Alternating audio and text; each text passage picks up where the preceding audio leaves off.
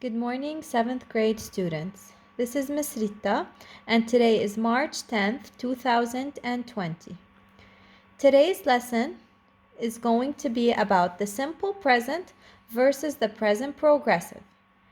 If you all can go ahead and open up to page 110, lesson 4.5. Our objective for today is students will identify how and when to use the simple present versus the present progressive.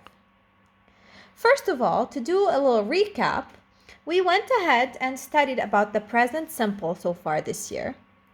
Let's take a look at the verb to be.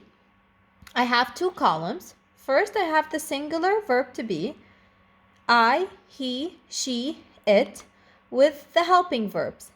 I goes with am, he, she, it with is, and then moving on to the plural verb to be, we, you, and they, followed with are as the helping verb. What is the present simple? Well, recap, the present simple expresses a habit or usual activities. They could be done every day, every year, every month, as long as it's something repetitively happening. Common time words for present simple are every day, every month, every year, often, usually, and sometimes. For more common time words, please refer to your copybooks where we went ahead and explained the present simple, and we did a whole timeline of frequency adverbs we can use for the present simple. Whenever we are using the present simple, if we are talking about a singular subject, such as he, she, and it, we have to add s or es to the verbs.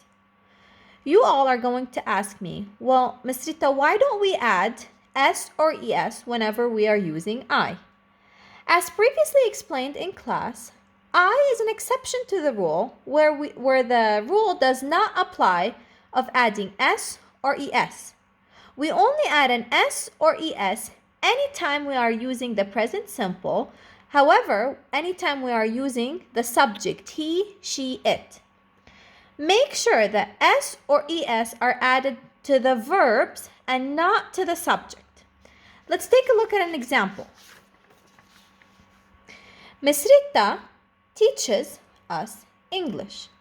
Miss Rita is a singular subject. If we were to replace the subject Miss Rita with a pronoun, we'd replace her with she. Because she is singular, we must add an es to the verb. However, a lot of you guys are going to ask me, why do we add an es and not an s? As previously explained in class as well, whenever a verb ends in a ch, sh, double s, s, or v, we must add an es to the verb. Whenever we are using the simple present in a question or a negative way, we must add do or does. So I just explained how to add an s or es if we are using an affirmative sentence. But what do we do if we're using a negative sentence? Or what do we do if we're asking a question? Whenever we're using a negative sentence, we have to add do or does after the subject with not, followed by a not. As stated here in the note, in order to make a statement negative, add not after do or does and before the verb. Now, when do we add a do and when do we add a does? Whenever we are talking about a singular subject, we must add does. And whenever we are talking about a plural subject, we must add do. However, I, the pronoun I, is also an exception to the rule in this case where we use do with it and not does. Let's take a look at a couple of those examples. Miss Rita is a singular subject, therefore I have to add does, and every single time I add the word not in a sentence, it automatically changes it into a negative sentence. Let's take a look at the complete sentence. Miss Rita, singular subject, does not, and the verb teach us English. The teachers, plural subject, we must add a do not. not it does, because with a plural subject, we add a do in order to change a sentence to a negative sentence. Do not yell at us. I need you guys to pay attention to something. Whenever we are stating something negative, do not add an S or ES to the verb. So it would be grammatically incorrect if we say, Miss Rita does not teaches us English. You do not add an S or ES if you are talking about a negative sentence. Moving on to the questions. Anytime someone needs to ask a question using the present simple, use do or does in the beginning, followed by the subject and then the verb. Note, just like a negative statement, do not add S or ES to the verb in a question format. I have here listed a couple of examples for you. Do you speak English? This is a proper way to ask a question. Do at the beginning, then the subject, and then the verb. As mentioned here, you are to not add an S or ES to the verb. Here's an incorrect sentence. Do you speak English? This is grammatically incorrect because, as stated previously, you do not add an S or ES if you are talking about a negative sentence or if you are asking a question. With that being said, let's move on to the present progressive. I also have listed here the verb to be for you. The present progressive differs from the present simple because the present progressive expresses actions that are happening right now while the speaker is speaking. What is Miss Rita doing right now?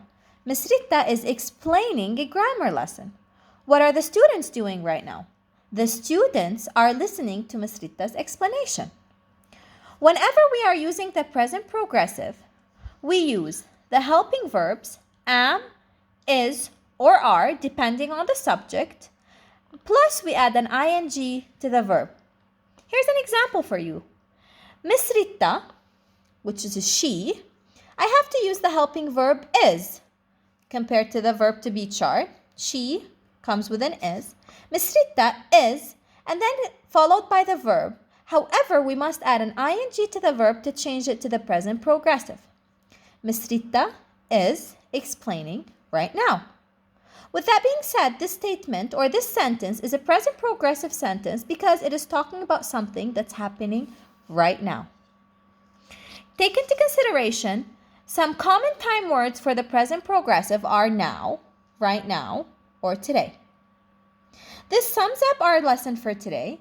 However, for me to assess your understanding of the lesson, please go ahead and work on exercise 23, page 111 on your copybooks, answers only. I will have a video posted up for you tomorrow with all the explanation and the answers for the homework to make sure you guys understand the lesson and for me to assess your level of understanding. Have a good day.